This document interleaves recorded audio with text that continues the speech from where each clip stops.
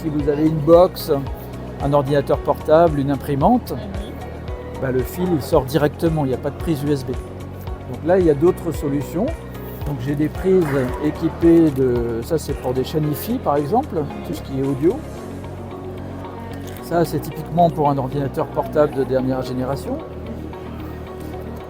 Ça, c'est pour les imprimantes. Les imprimantes, si vous avez une imprimante Wi-Fi non reliée à l'ordinateur, c'est une catastrophe. C'est ce qui pollue le plus dans un bureau, il faut le savoir.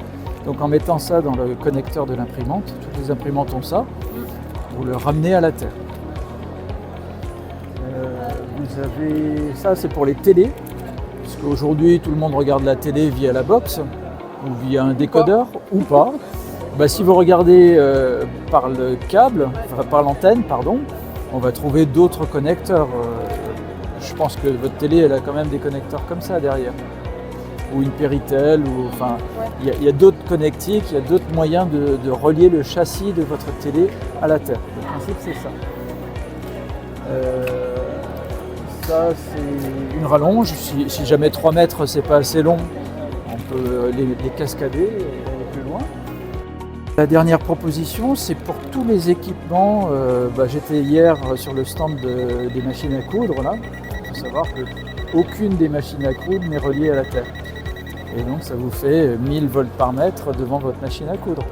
Vous y passez quand même un peu de temps, donc ça vous pollue.